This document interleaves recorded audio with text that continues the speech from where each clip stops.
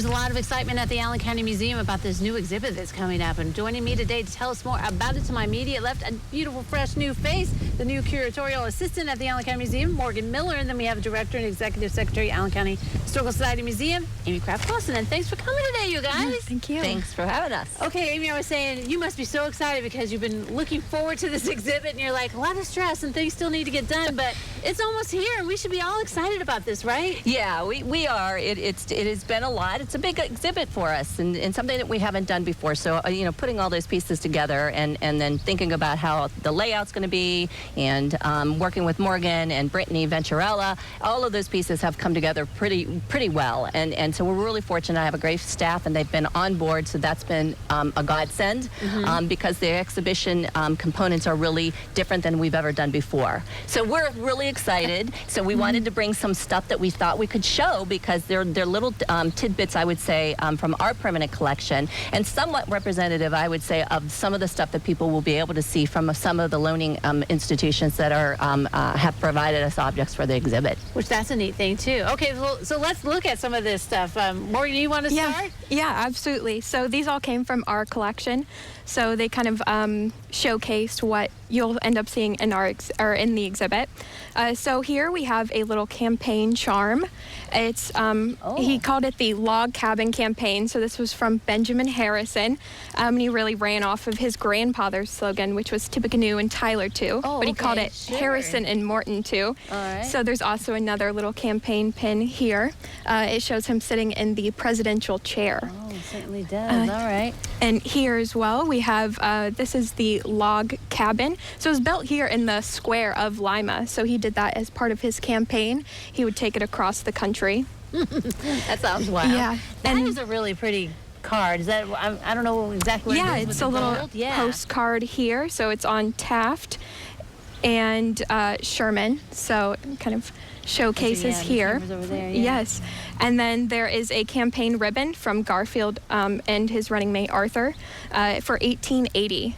Wow. And there's also some campaign pins from William McKinley in his presidency. So even back then, the campaign pins were a thing. Yeah. Huh? Yes. Very big thing. You know what's really interesting, I think, about the campaign pins?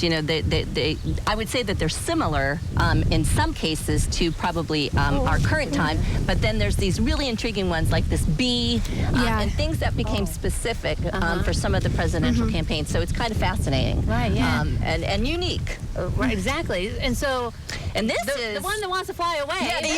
This is like a handkerchief okay. campaign, and this one is of Harrison as well, Benjamin Harrison as well. And we have another one from one of the other organizations that's a loaning organization. I don't remember the president that it showcases, but it's larger, and it's a framed piece. But some of these are really just indicators of what people are going to be able to experience and what they'll see.